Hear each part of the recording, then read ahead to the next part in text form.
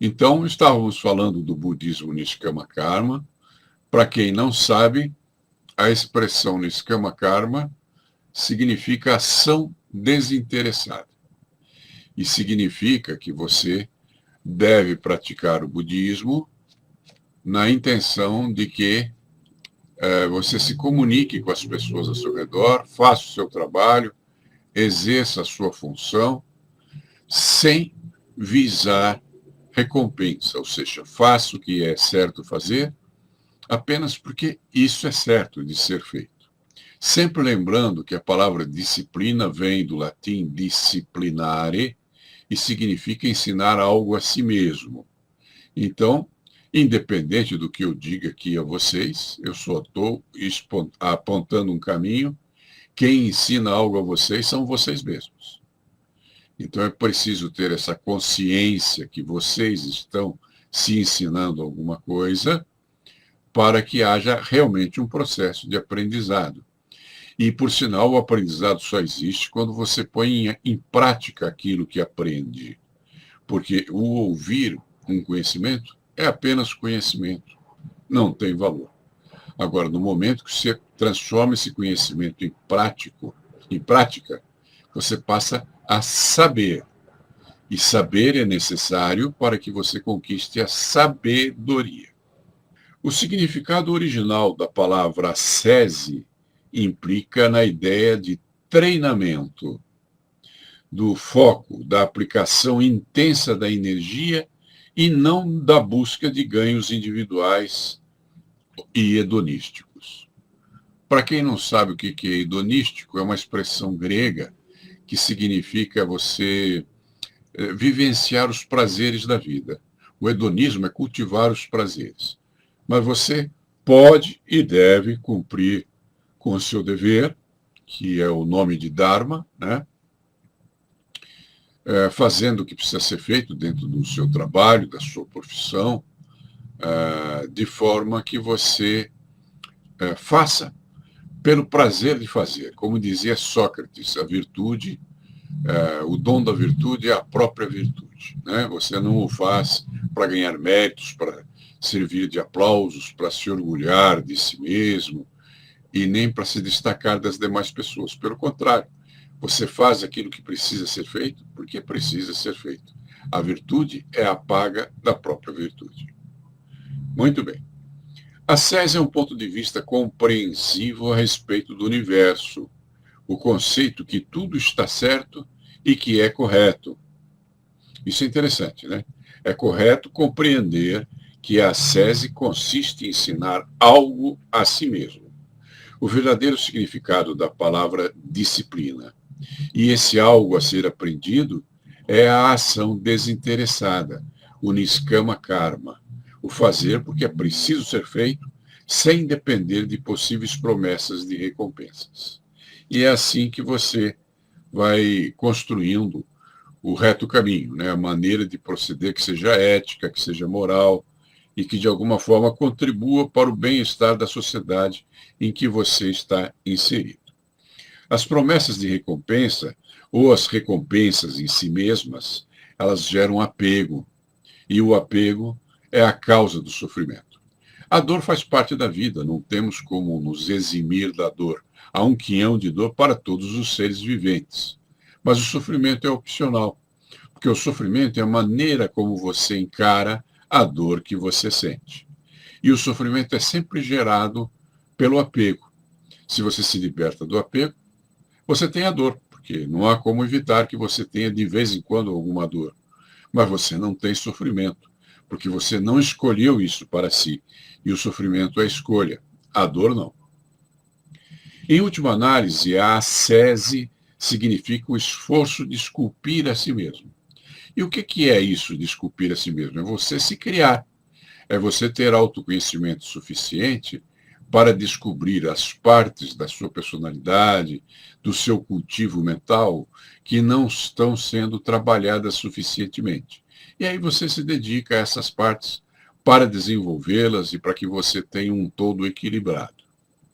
Dedicar-se ao autoaperfeiçoamento, o ensino de si mesmo, a disciplina no sentido literal do termo, que é ensinar algo a si próprio, Isso ajuda a desenvolver aquilo que em sânscrito se diz bhavana, bhavana, bhavana, que é a calma interior, também conhecida pelo nome de samatha, que deu origem à palavra serenidade em português, e que era conhecida como ataraxia entre os filósofos gregos. Muito bem, isso conduz ao conhecimento chamado Vipassana. O budismo apresenta 4 definições sobre a vida, e essas definições, que são conceitos, são denominadas verdades. Todo conhecimento budista pode ser resumido em 4 nobres verdades e a senda reta dos 8 caminhos. As 4 nobres verdades têm o nome de Dharma, e a senda reta dos 8 caminhos, que é uma parte do Dharma, tem o nome de Ashtanga Yana. Yana simbolizando o caminho, e Ashtanga são 3 palavras juntas. Ashta quer dizer 8, Anga quer dizer partes. Então, Ashtanga Yana, o caminho de 8 partes. Agora, aqui um detalhe importante. Essa maneira de se expressar sobre as 4 verdades do Buda, denominando-as as 4 nobres verdades, não está perfeitamente correto, porque a palavra Arya, em sânscrito, não significa nobreza, nem a elite, e sim significa a pessoa desperta. Então, quem pratica o Dharma é a pessoa desperta. Então, não é que se trata de as 4 nobres verdades, e sim as 4 verdades das pessoas que estão despertas, né?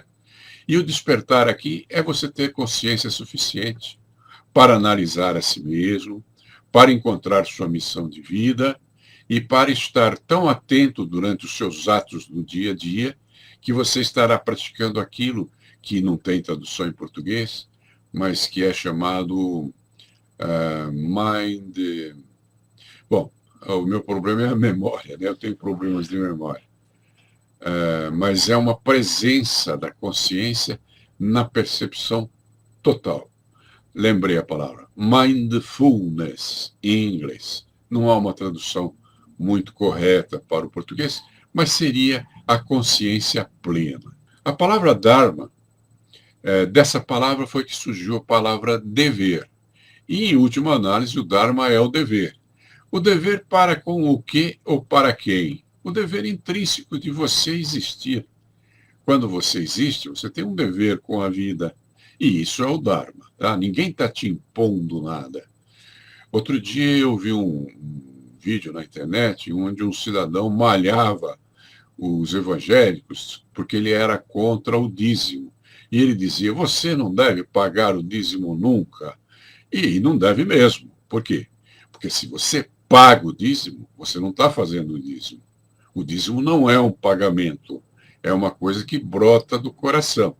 Então, o evangélico ou o católico ou o cristão que doa o dízimo para uma instituição ou para ajudar alguém, ele está fazendo uma oferta do coração. Tem que brotar do coração. Se fosse um pagamento, isso implicaria em dever e implicaria em dívida. Então, não seria dízimo. Uma coisa que brota de dentro de você, isso aí é uma coisa natural, uma coisa que pertence a você. Isso é parte do seu dever e do seu dharma. Não é uma obrigação. E eu tenho uma frase que eu gosto muito que diz assim: tudo aquilo que é imposto é perecível, apenas o que brota é eterno. É uma frase interessante para você pensar. E esse brotar tem que vir de dentro de você. Tem que vir do que seria o Atman. Tem que vir do seu espírito, do seu coração. Tem que brotar de dentro de você e expressar-se numa atitude ou ação no mundo lá fora. Porque se não há atitude ou ação, então você ainda não transformou o conhecimento em saber. E sem o saber, não há sabedoria. Conclusão. Não importa a tua crença, a tua fé, a tua religião, o que importa são as tuas atitudes e as tuas ações, porque sem ação não há realização. E eu iria mais além, seguindo aquele conselho do irmão de Jesus na Bíblia, né? Eu diria, sem ação não há salvação. Você tem que agir. Não é a tua crença que faz você uma pessoa melhor, e sim as tuas atitudes e ações. Isso sim mostram para quem está à sua volta se você é uma pessoa digna, se você é uma pessoa ética e se você está respeitando a sociedade em que você vive, o teu semelhante, o teu próximo, a mãe terra, a natureza. Isso é expresso por ações e não por palavras. Então não se contente com palavras. Palavras é mero conhecimento, são mero conhecimento. Então se ligue em atitudes e ações. Isso constitui o exemplo. E os antigos romanos diziam, exemplum docet. Ou seja, o exemplo é que ensina. Se você conviveu com um vovô, com um papai, com uma mamãe, com um irmão, com um líder, com um herói, que você respeitasse, que visse que ele tinha dignidade em seus atos, então você realmente aprendeu alguma coisa com o exemplo desse personagem. Agora, se a pessoa que você mais admira é contraditória, diz para você não mentir e mente, diz para você não roubar e rouba, diz para você não matar e mata, então essa pessoa não é coerente com o que ela diz. E a coerência só é comprovável se a pessoa adota atitudes e ações compatíveis com aquilo que ela diz. Então, a ideia é reparar nisso. Quais são as atitudes e as ações das pessoas? E não as palavras que elas falam. Porque palavra é símbolo de conhecimento e não de sabedoria. E o velho Natali costumava dizer, e ainda diz, o que você sabe não tem valor algum. O valor está no que você faz com o que sabe. E fazer implica em agir, em ter atitudes e em ter ações. Sempre se lembrando que sem ação não há realização. Bom, a palavra Dharma, de onde surgiu a palavra dever, aponta o óbvio. O dever intrínseco à natureza das coisas. Vejamos alguns exemplos. O açúcar tem que ser doce. Se você tem um açúcar velho em casa que não adoça, você vai jogá-lo fora, porque ele não cumpre o seu dever, o seu Dharma, que é ser doce. O sal tem que ser salgado. Se ele não salgar, não serve para temperar comida. A água tem que ser molhada. Que interessante, né? Existe mesmo uma água molhada. Se você conversar com um bombeiro, ele vai dizer que tem uma outra água mais específica, que tem adição de algum produto químico, que faz com que ela penetre nas coisas com mais profundidade. Essa água chamada água molhada, por incrível que pareça, existe realmente, é uma água química utilizada para determinados tipos de incêndio que envolvam produtos químicos e que precisem ser apagados com esse tipo de água. Bom, todo animal tem a noção instintiva do que lhe é natural. O homem não. Isso é muito interessante, né? Se você reparar, há muitos anos atrás, quando meus filhos eram crianças ainda, provavelmente eles são mais velhos do que a maioria de vocês que está me ouvindo, os meus filhos, eu os levei numa feira de utilidade doméstica lá em São Paulo, e eles ganharam um pintinho que foi dado a eles dentro de um saquinho de papel. E nós morávamos, na época, em Campos do Jordão. E até nós chegamos em casa, que são horas de viagem, um dos pintinhos morreu. O outro sobreviveu e foi criado solto lá em casa. Ele não tinha medo de nós, porque ele não aprendeu a ter medo, né? Então ele assistia TV sentado no meu ombro, ele andava pela casa inteira. Só que se aparecesse uma aranhinha, uma baratinha, ele corria e comia.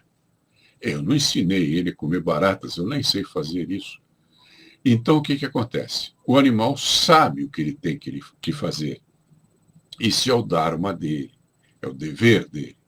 Se você criar numa gaiola um pássaro desses pássaros migratórios, sem que ele tenha visto o pai ou a mãe dele, você pegou ele num ovo, ele quebrou ali, nasceu, você o alimentou e ele cresceu. Se você o soltar da gaiola, ele vai voar para o sul, porque é o instinto dele, é o dharma dele.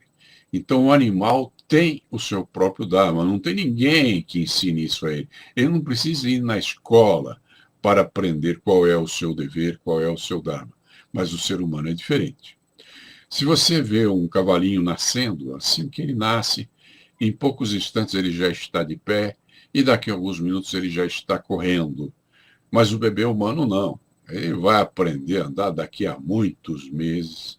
E mesmo assim, com o papai e a mamãe segurando ele, ajudando ele a ir daqui para lá. Ou seja, nós, até mesmo em termos físicos, somos completamente tapados, se compararmos com qualquer outro tipo de vida que exista por aí. Mas nós temos a nossa mente, que é a qualidade que nos distingue dos animais que conhecemos. Então, nós somos capazes de elocubrar ideias, racionalizar e até tentar interpretar os nossos sentimentos de forma racional. Enfim, podemos escrever livros, podemos criar filmes, podemos aprender uma arte marcial, podemos, enfim, aprender a culinária, pintar um quadro. Tudo isso nos é facultado, porque temos a mente. Mas nós não temos essa inteligência intuitiva do animal. Não é que não tenhamos, provavelmente temos, mas é muito precária se você comparar com os demais animais. Nós temos que aprender alguma coisa sobre a nossa natureza. E a mente nos foi dada também por isso, né? Porque é através dela que nós vamos crescer em nossa percepção, que é a primeira das 15 leis que eu estou ensinando a vocês. Já ensinei essa há alguns meses, e agora nós estamos na 12ª lei. Bom, o homem nada sabe sobre o que tem que fazer, o que tem que comer e etc. Buda, depois de muito meditar, configurou o Dharma do homem e o denominou as 4 verdades das pessoas despertas. As pessoas que descobrem que elas podem crescer e que elas têm em si conteúdo suficiente na sua percepção para poder crescer e se iluminar. Aliás, a palavra Buda, em senso, significa o iluminado. E para você se iluminar, primeiro você tem que despertar para a percepção de que isso seja possível. Então, o nome correto não são as 4 nobres verdades, e sim o nome como era originalmente em sânscrito, usando a palavra Arya, que significa pessoas despertas. Então, são as 4 verdades das pessoas despertas. E aí eu pergunto, você já está desperto? Você já tem percepção a respeito de se tornar uma pessoa consciente? Você está cultivando a atenção plena, o mindfulness? Você está cultivando a presença no aqui e agora, ao invés de sonhar com o passado ou ansiar pelo futuro? Então, você já está se aproximando do despertar. Mas lembre-se que a vida é mais ou menos como uma criança que pegou um trem de São Paulo para o Rio de Janeiro. Ela sabe que a vovó mora lá no Rio, ela está com saudade da vovó e ela sai correndo dentro do trem na esperança de chegar no Rio mais cedo. Então ela pode correr por todos os vagões até chegar à locomotiva, mas isso não fará com que ela chegue no Rio 1 minuto antes do merecido. Então não adianta correr dentro do trem, não adianta se apressar e, por favor, não precise se desculpar pelo atraso, porque você chegou no momento certo para você, mesmo que você não o perceba. O Senhor Buda costumava dizer que tudo está certo. E mesmo quando você enfrenta um problema grave, uma provação, você está vivendo esse momento. Existe um processo de aprendizado ali, como nós já ensinamos a você, numa outra lei, que dizia que tudo que não é bênção é lição. Lembram dela? Então, se algo acontece com você, de cara você vai ver se isso é bom ou ruim para você. Se for bom, é porque é uma bênção. Então, desfrute, usufrua. Você tem esse legítimo direito. E se não for uma bênção, se não for algo desfrutável e usufruível, então é uma provação que nós chamamos de lição. E se acontece uma lição para você, como está acontecendo para o mundo inteiro agora com o Covid-19, significa que nós temos que parar e refletir. E é evidente que a Mãe Natureza tentou nos fazer parar e refletir de muitas maneiras. Só que provavelmente não paramos e nem refletimos o suficiente. Por isso, apareceu aí o Covid-19, para que você, dentro da quarentena, tenha o tempo necessário para se dedicar a essa reflexão.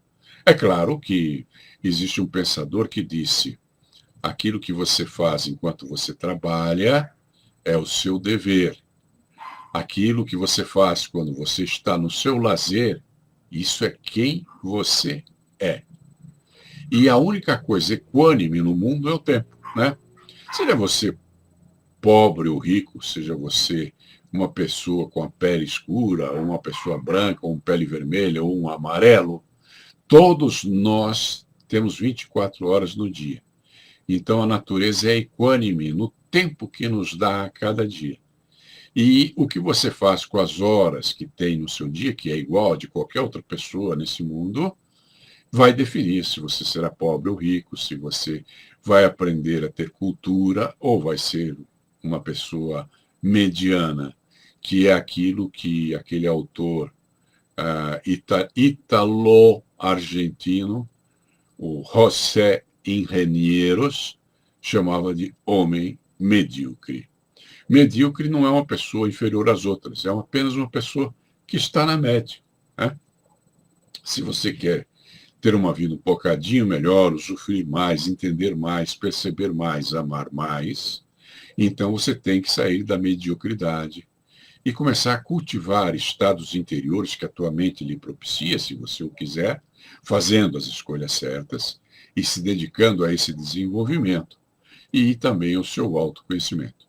Se você não faz isso na hora de lazer, com certeza você não fará na hora de trabalho, porque ali você precisa trabalhar. Então, a quarentena está oferecendo a você um tempo excepcional para a sua reflexão, para você meditar, para você caminhar profundamente dentro do seu interior, que é de onde brota tudo aquilo que vale a pena na vida. Aí, lembrando a frase que eu já disse hoje e que volto a repetir: tudo que é imposto é perecível, apenas o que brota é eterno. E aí depende de você e de suas escolhas. Essas verdades do despertar, das pessoas despertas, que normalmente no budismo são chamadas de as 4 nobres verdades, são 4. E o que elas dizem? Primeira, tudo é dor. Segunda, a causa da dor é o apego. Terceira, cessando o apego, cessa a dor. E quarta, o caminho para cessar o apego é a senda reta dos 8 caminhos, chamada Ashtanga-Yana. Então vamos examinar cada um desses passos. Você verá aí algumas pessoas dizendo que a causa da dor é o desejo. Não pode ser, porque desejo nós temos a cada instante. Você deseja respirar, você deseja comer, você deseja descansar. Uma pessoa que está sendo afogada, ela não vai pensar em outra coisa a não ser em ar. Então o desejo é parte da natureza de todos os seres. Só que o apego não. Apego é escolha. Da mesma forma que, embora a dor faça parte de todas as coisas que ocorrem, o sofrimento não faz parte. É uma escolha da sua mente. Tá? Então vamos analisar isso. Será que tudo é dor mesmo? Não estamos exagerando? Então pare para pensar. Você já ouviu falar na palavra micélio? Eu vou te explicar o que é o micélio. Se você passa por uma semana em que choveu muitas vezes naquela semana, então o terreno de terra está alagado e começa a brotar aqui e ali um cogumelo. O que você talvez não saiba, esse bichinho, assim, essa plantinha pequenininha e frágil chamada cogumelo, ela, dentro da terra, tem uma raiz imensa. Todos os cogumelos que você vê ali nos próximos 500 metros são todos pertencentes à mesma raiz de uma planta que é o maior organismo vivo da Terra e que se chama micélio, com C. Tá? Se você quiser, você pode anotar a palavra micélio e procure amanhã na internet. Esse é o maior organismo vivo do planeta Terra. Então, esse cogumelo que está aqui e o outro que está a 100 metros daqui são a mesma planta. Embaixo da terra, eles têm as mesmas raízes e compõem um organismo vivo imenso que se chama micélio. Por que eu falei para você sobre o mistério? Porque agora eu quero que você passe a uma oitava maior na sua percepção e imagine um mistério cósmico. Ou, dizendo em outras palavras, todos nós, sem exceção, a humanidade inteira, somos um só organismo, mesmo que não o percebamos, né? Então, o que acontece aqui? Quando você causa mal a alguém, você está causando mal a si próprio.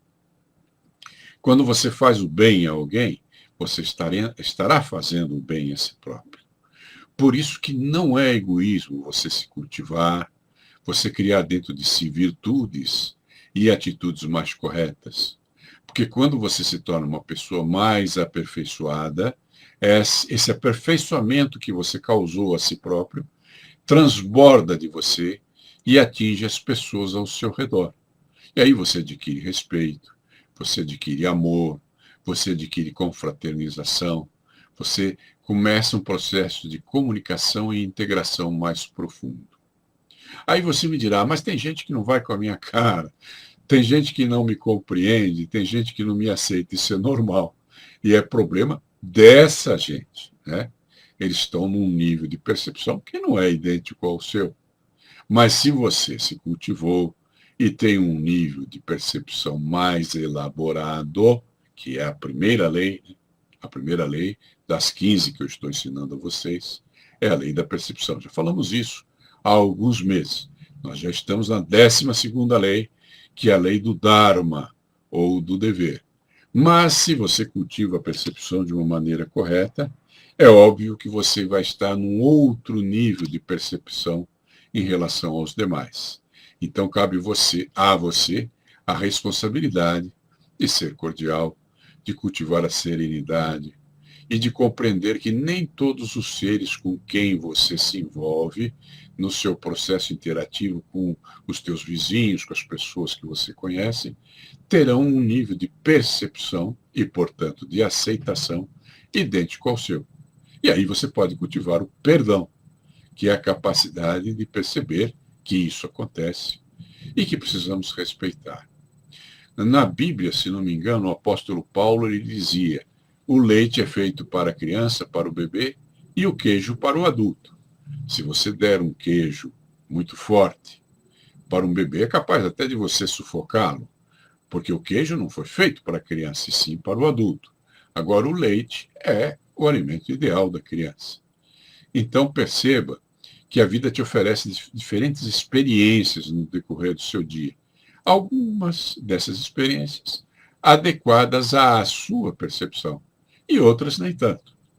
Então, quando for esse o caso, procure se adequar, lembrando daquela lei que fala: o que não é bênção é lição.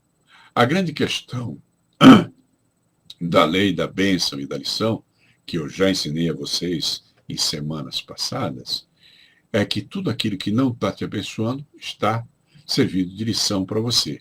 E se você não aproveita essa lição e cresce em sua compreensão, em sua atitude diante da vida, essa lição lhe será dada reiteradas vezes. E você terá que passar por essas provações várias vezes até que aprenda a lição. Quando você chegar a um nível de sabedoria em que você consiga aprender sem a necessidade de lição, elas cessam de ocorrer, porque a natureza percebe que você está aprendendo, porque você está num nível de consciência diferenciado, você está praticando mindfulness, que é a atenção plena, e está conseguindo compreender o que é necessário compreender para o seu crescimento espiritual, sem necessidade de passar por provações. E aí você dirá: puxa, essa pessoa tem sorte, não acontece nada de errado com ela. Não é que não aconteça nada de errado. Nunca acontece nada de errado. Tudo que acontece está certo, dizia o Senhor Buda.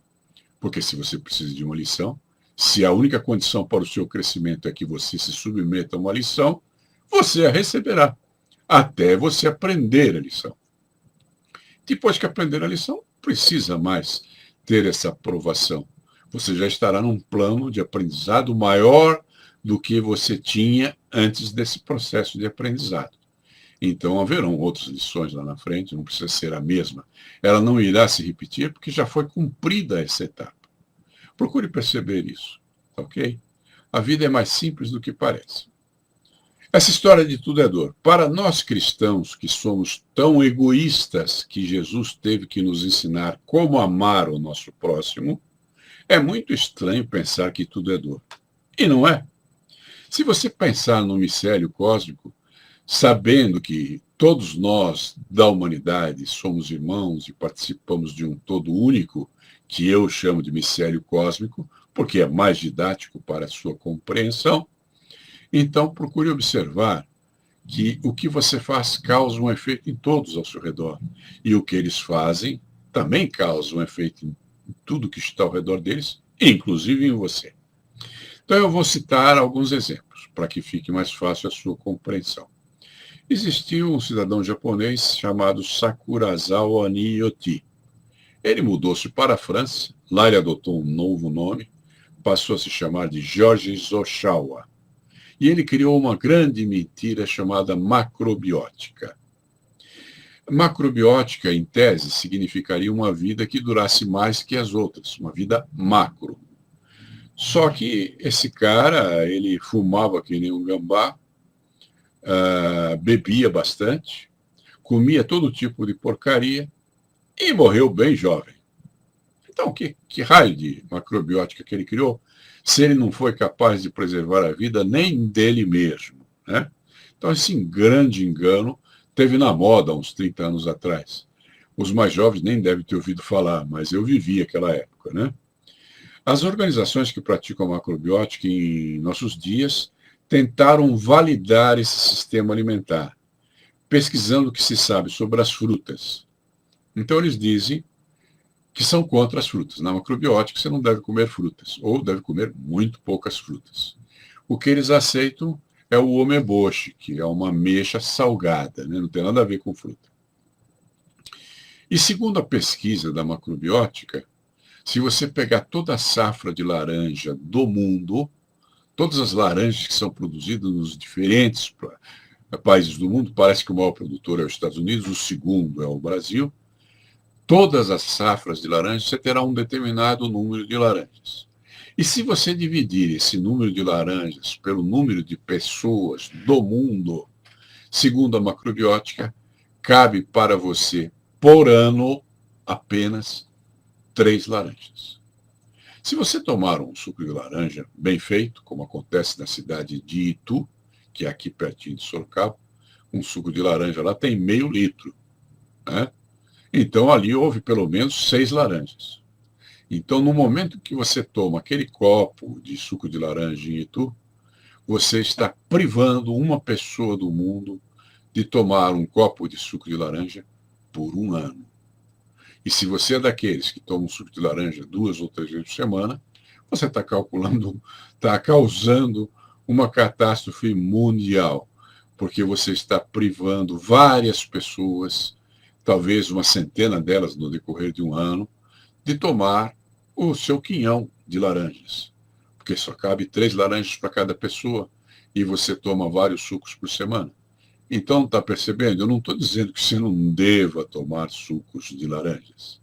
Eu estou dizendo a você, para você compreender que se é verdade o que a macrobiótica diz, que só cabe a cada um de nós 3 laranjas por ano, se você tomar mais de um copo de suco de laranja por ano, você estará causando dor, no sentido de falta de privação de laranjas a algumas pessoas do mundo. Então, quando você pensa em termos de mistério cósmico, você não pode pensar apenas em si mesmo. Você tem que pensar em toda a espécie humana. E se você tomando um copo de suco de laranja, você está privando outra pessoa de ter acesso a sucos de laranja durante um ano, você está causando dor. Percebe isso? A dor não é só a dor que ocorre com você mesmo, também é a dor que ocorre no mundo por causa de uma atitude sua. Então, esse foi um exemplo interessante para você cogitar se tudo é dor. Agora, vamos parar para pensar em outros exemplos. Por exemplo, tem um rapaz que ele namorou duas meninas, vamos dizer, a Maria e a Bia, a Beatriz. E ele vai escolher se casar com uma delas. É claro que se ele se casar com a Maria, ele não vai ter o desfrute do convívio e do carinho da Bia. Se ele casar com a Bia, não vai poder usufruir do carinho e da convivência que a Maria poderia lhe oferecer. Então, cada vez que você faz uma escolha, você está se privando de ter o resultado que outra escolha lhe proporcionaria. E isso é dor. Suponha que tanto a Bia quanto a Maria gostem desse rapaz. Se ele casar com uma delas, a outra vai se sentir prejudicada e em dor. Percebe como é interessante essa história da dor? Agora vamos imaginar que a Maria seja tão bonita que tenha 20 rapazes morrendo de amores por ela. E ela casa exatamente com um rapaz. Então, o casamento dela, que é felicidade para ela, e que ela não vê como sendo dor, causa dor para 19 outras pessoas. Então, concentre-se nisso. Melhorou sua percepção? Note que tudo é dor. Aquilo que pode ser prazeroso para você pode estar causando dor a alguma outra pessoa semelhante a você. O Mário Rodrigues: meu pai sempre dizia que se você tem dois pães na mesa, está faltando em outra mesa. É interessante esse conceito, né? Bom, veja bem que nós não estamos falando para você se privar de comer um pouco mais que os outros, depende da sua estatura, do seu peso, do seu, como é que eu diria, da sua dimensão da linha do Equador, que é a barriga, né? Tem pessoas que têm mais fome que outras, tem pessoas que comem muito pouco. A minha esposa, por exemplo, ela come muito pouco. E tem outras que comem muito, muito, como eu, por exemplo, que sou bem maior que a minha esposa. Então, vamos analisar os dois exemplos que eu dei. Eu vou dizer isso em poucas palavras. Quando você toma um copo de suco de laranja, você causa dor no mundo, como eu expliquei. Quando você toma outro copo de suco de laranja, você causa mais dor ao mundo.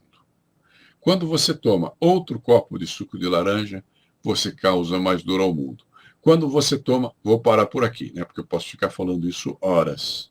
Acho que você compreendeu onde eu quero chegar, né? Então, não são só sucos de laranja, né? É tudo que você faz. Por exemplo, você presta um vestibular. Eu prestei vários vestibulares na minha vida e eu fiz 3 faculdades.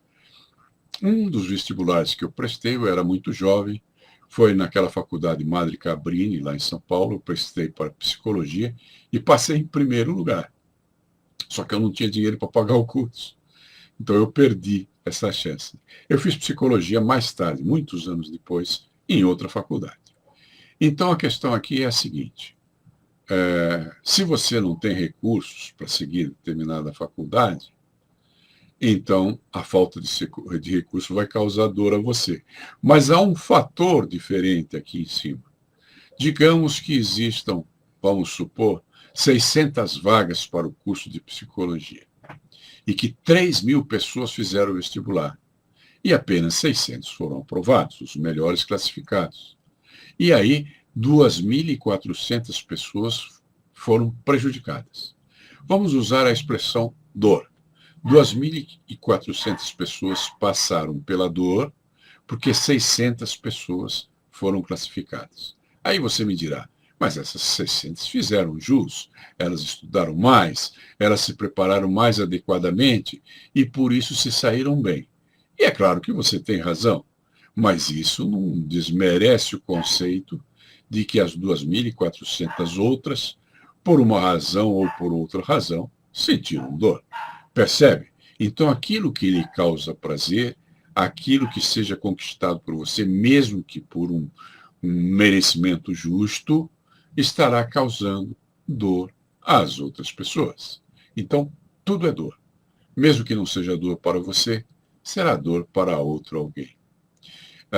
Imagine, por exemplo, que você foi na padaria para comprar uma coxinha, uma coisa simples, não muito cara. Só que eles fizeram 300 coxinhas hoje e venderam as 300. Então não tem nenhuma coxinha lá para você. Você pode até ter o dinheiro, que é o valor da coxinha, mas você não terá a coxinha. Percebe como é que são as coisas? Tudo é dor. Alguém comeu mais de uma coxinha e você ficou sem a sua. Ou alguém era parente ali do Mário Rodrigues, comeu um pão a mais e você ficou sem o seu pão. Então, eu espero que este exemplo do suco de laranja e do casamento da Maria ou com a Bia tenham sido exemplos suficientes para você. Quando você nasceu, você causou mais dor no mundo. Talvez a maternidade em que você nasceu tivesse, vamos dizer, 30 leitos, tivesse lá 30 senhoras grávidas, chegou a 31ª e não pôde ser atendida. Isso é apenas um exemplo, né? Você arranjou um emprego, você se candidatou, era mais qualificado do que os outros e conseguiu um emprego. Havia outras pessoas na fila que eram candidatos ao mesmo cargo e não conseguiram um emprego. Então, aquela felicidade sua, que é uma pessoa, talvez tenha sido a infelicidade de 19 outras pessoas que se candidataram ao cargo. Quando eu me mudei para Niterói, eu tentei matricular meus filhos num determinado colégio lá em Niterói e não tinha mais vagas. Eles tiveram que ir estudar no colégio salesiano, que ficava um pouco mais longe de onde morávamos. Isso significa o quê? Que aquela vaga que eu pretendia para eles, que eram 2 vagas no caso, eram 2 meninos, foram preenchidas por outros 2 meninos que não eram os meus filhos. Conclusão. Até quando você estuda, quando você cumpre o seu dever, quando se arranja um emprego e se dedica para valer em exercer sua função, outras pessoas não terão tido essa oportunidade. Notou que tudo é dor? Então é nesse sentido que você não está solto neste mundo, você é parte de um mistério cósmico, como eu expliquei. Então, qualquer atitude que você tome, qualquer ação que você realize, isto estará afetando o mundo ao seu redor e poderá eventualmente causar dor a alguém, mesmo que não seja a tua intenção. Vou dar um outro exemplo que aconteceu comigo esta semana. Na segunda-feira, faltou luz aqui na minha casa. Como eu moro, perdão, como eu moro num condomínio, eu liguei para a síndica e perguntei por que está faltando luz, a senhora sabe? E ela falou, não está faltando luz, é só na sua casa. Bom, aí eu fui verificar se eu tinha pagado a conta. E é claro, a conta estava paga. Então eu liguei para o meu filho, porque só me restava o celular, né, e a bateria já estava acabando, e pedi para ele verificar para mim o que estava acontecendo. E ele ligou para a empresa que administra energia aqui em Sorocaba, e que se chama CPFL. E ela mandou para cá um caminhão monstro, enorme, com 2 funcionários dentro. E esse caminhão tem aquele braço que leva uma cesta lá para cima. Subiu um rapaz nesse braço, subiu lá para cima, e foi ver o poste. E descobriu que uma pipa empinada por alguma criança tinha, de alguma forma, se enroscado no fio. E ele tirou a pipa de lá e a luz voltou para minha casa. Cada qual foi para o seu canto, eu volto para o meu computador, e quando eu ligo o computador, a partição onde estavam todos os meus cursos, que é o meu trabalho, né, se perdeu. Né? Sobraram centenas de arquivos que não tinham valor para mim, mas aqueles que tinham mais valor, que estavam cursos que eu ainda nem tinha publicado, aulas que eu ainda nem tinha divulgado, originais de livros meus que ainda não tinham sido publicados e que eu não tenho cópia, se perderam para sempre.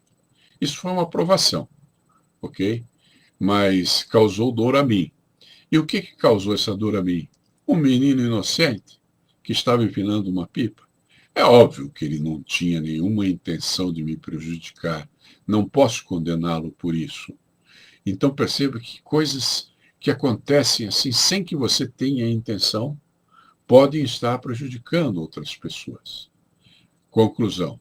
Não é porque você se inscreveu numa escola que você prejudicou gente que não teve vaga para se inscrever.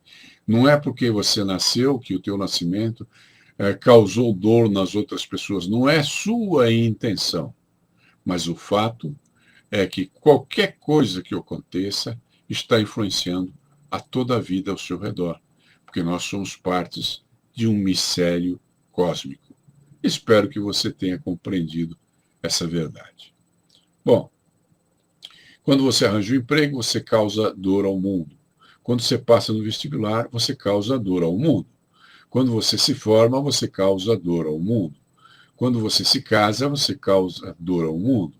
Quando você tem um filho, você causa dor ao mundo. Quando você compra um livro, você causa dor ao mundo. Quando você se matricula em um curso, você causa dor ao mundo. Você teve um filho, você se casou, você comprou um livro, você fez o vestibular, você se formou porque queria magoar o mundo? Claro que não. Só que o ato de viver já exige que haja dor no mundo. Quando você caminha, você mata formas de vida. Quando você respira, você mata formas de vida. Quando você come, você mata formas de vida. Qualquer coisa que você faça ao viver está causando dor. Isso significa que você deva sair por aqui, comprar uma corda e se enforcar? Claro que não. Mas compreenda que o Buda tinha razão nesse particular. Tudo é dor. Ficou mais claro para você? Não é que você tenha a intenção de causar dor, note bem. É que tudo é dor. Não é você que está causando. Mesmo que você seja uma das causas, não é sua intenção causar essa dor. Mas ela existe e não há como negá-la. Ok? A causa da dor é o apego. Por exemplo, aquele moço que casou com a Maria em vez de casar com a Bia. Ora, se eu não gosto nem da Maria nem da Bia, ele não me causa dor nenhum. Percebem? Então vamos a um exemplo mais simples. Um homem fuma. Ele gosta de fumar. Então ele acabou de comprar um maço de cigarro novinho em folha e ele pôs no bolso do seu casaco. Só que ele está andando, atravessando uma praça e ele vê que o cadastro do sapato se desatou. Então ele agacha para dar um nozinho, fazer um laço lá no seu sapato. E nesse momento, por força dele se mover, o maço de cigarro cai do seu bolso e ele não o percebe. Então ele continua caminhando, atravessa a praça, entra num parque do outro lado, continua caminhando. E lá na frente ele quer fumar. Ele enfia a mão no bolso e não acha o maço de cigarros. Então ele sente dor. O que causou a dor nele? Foi perder o maço? Não, porque ele perdeu o maço lá atrás e não sentiu dor nenhuma. O que causou dor a ele foi o apego que ele tem pelo ato de fumar. Lembre-se quando morreu alguma pessoa querida na sua vida. A pessoa morreu, digamos, às 8 da manhã, mas você estava trabalhando, você chegou em casa às 6, é que você foi avisado. Aí você sente aquela dor. Você sentiu a dor porque a pessoa morreu? Não, ela morreu há horas atrás. Você não sabia, não sentiu nada. No momento em que você sabe, o apego, o amor, o desejo, a convivência, a interação com essa pessoa, seja o que for, causou dor a você. Ou seja, o que causa dor não é o fato em si, e sim o apego envolvido nesse fato. Então, o que acontece com aquele cara que perdeu o maço de cigarro? Atrás dele vinha caminhando outro cara e viu um maço de cigarro novinho. Ele não fuma. E ele chutou para o lado, porque para ele não tem valor. E atrás vem vindo outro que fuma. E ele vê o maço de cigarro e, opa, hoje é meu dia de sorte. Achei um maço de cigarro novinho em folha. Então, veja bem, aquele que não fuma passou por ali, chutou o maço para o lado, porque ele não tem apego ao cigarro. Então, ele não sofreu nada. Para ele, aquilo não tem valor nenhum. Se ele for uma pessoa educada, talvez ele pegue aquele maço e no próximo lixo lance fora. Agora, aquele terceiro que veio lá atrás e que também fuma, ele ficou agradado daquilo que ele encontrou, porque ele tem apego ao ato de fumar. Então você percebe a noção do apego? Não é o fato em si que te causa dor, e sim o apego que você tem envolvendo aquele fato. Então, papai morreu às 9 da manhã, você chegou em casa às 6 da tarde, te informaram que ele morreu. Às 6 da tarde você sofre. Você sofre porque morreu seu pai? Não, ele morreu de manhãzinha. Só que você não sabia. Então, quando você soube, você sofreu. Não foi a morte dele que causou para você a dor. A dor foi causada pela consciência de que ele tinha morrido, mais o apego que você tinha ao seu pai. Notou agora de onde vem a dor e de onde vem o sofrimento? A dor é inevitável. Todos vão perder o pai algum dia, todos vão morrer algum dia. Só que o apego que você tem à coisa que você perde é que lhe traz o sofrimento. Ficou mais claro agora? Espero que sim. A pessoa que para de fumar só para de sofrer quando cessa o apego. Eu tive um amigo já falecido, o Dr. Osmar de Andrade Faria, que morava lá em Santa Catarina, e ele parou de fumar depois de anos fumando. Ele simplesmente falou, hoje eu não vou fumar mais. Parou de fumar e nunca mais fumou. Agora, tem pessoas que tentam parar de fumar e até me dizem jocosamente, parar de fumar é fácil, eu já parei de fumar centenas de vezes. Isso significa o quê? Que ela não parou de fumar, ela tentou parar de fumar, mas estava tão viciada no fumo que não resistiu e voltou a fumar, né? Então, o apego é isso. Você só cessa de sofrer quando para de fumar, quando cessa o seu apego pelo cigarro. Notou como é uma visão fácil de descrever para você, mas não muito fácil de ser vivenciada? Será que eu deixei bem claro a história da dor? Você percebeu que a dor é comum a qualquer coisa que você faça, mesmo que não seja sua intenção? E não esqueça que as outras pessoas também estão fazendo outras coisas e que estão causando dor ao seu redor, e talvez até a você. Então note que a dor faz parte da vida. Buda tinha razão. Tudo é dor. Você, quando nasce e é um bebezinho, você já está começando a morrer. Acho até estranho se comemorar o aniversário, porque você está comemorando que você tem menos um ano de vida. Porque um ano já se foi e não voltará jamais, né? Então, a cada dia que passa, a cada instante, a cada respiração, você está morrendo um pouco a mais ou se encaminhando em direção à morte mais rapidamente. Tá bom? Então, aqueles caras que anseiam para chegar na sexta-feira, para cair na farra, eles estão pedindo para morrer, né? Eles querem que passe rápido a segunda, a terça, a quarta, a quinta e a sexta, para que eles possam cair na gandaia no fim de semana. E isso os aproxima mais da morte, a cada dia que passa. Estou sendo tétrico? Talvez, mas eu estou falando da realidade da vida. E a realidade da vida é: tudo é dor. Só que o sofrimento não. O sofrimento depende de consciência e de apego. Quando você não sabe que um ente querido morreu, você não sofre. No momento em que você sabe, o apego que você sente por aquela pessoa te faz sofrer. Entendendo isso, fica mais fácil de você compreender como é a vida em si mesmo. Agora, um detalhe importante de você perceber. Existe aqui um filósofo no Brasil, Leandro Carnal, e ele é ateu e ele tem uma atitude interessante. Ele diz, quando você presencia a morte do filho de alguém, você não vai dizer para essa pessoa, morreu, é natural, faz parte da vida, todos somos feitos de carbono, e um dia essa matéria vai se desintegrar. Você, pelo amor de Deus, não diga isso para uma mamãe que perdeu um filho. Mas tudo isso que ele disse é a pura verdade, só que você não deve comentar. Você pode fazer um comentário, mesmo ele que não acredita em Deus, ele dirá alguma coisa do tipo, morreu, está melhor do que nós, agora ele vai descansar, está junto a Deus, subiu para o Pai. Ou qualquer comentário desse tipo, que é o que a mãe quer ouvir, né?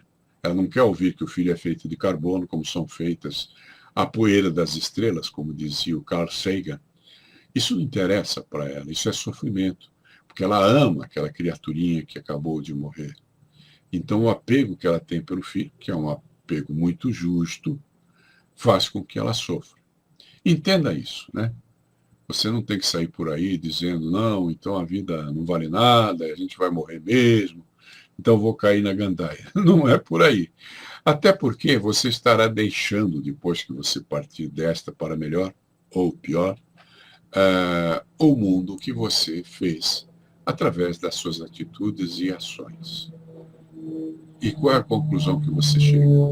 Se você está deixando esse mundo, um filho, um neto, um bisneto, uma pessoa que você ama, deixe para eles um mundo melhor, porque você esteve aqui e tomou as atitudes certas, as atitudes corretas, fez a sua parte, cumpriu o seu dever e trilhou o caminho do bem. Quando você age dessa forma, você deixa para trás de si, mesmo quando você parte para uma outra existência, se é que ela existe, mesmo quando você morre, um mundo melhor do que aquele que estava aqui quando você chegou. Conclusão. Essa é a tua tarefa. Trilhe o caminho reto, seja ético, faça o bem, porque você é parte do micélio cósmico. E cada coisa que você faz, cada coisa que você semeia, será feito e colhido, não só por você, como por todas as outras pessoas que trilharam este caminho no mesmo tempo que você. Pegue isso como uma mensagem para o dia de hoje. Estamos chegando ao nosso minuto fatal. E eu cumprimento a vocês, desejo a todos uma boa noite. Muito obrigado pela presença de vocês. Boa noite.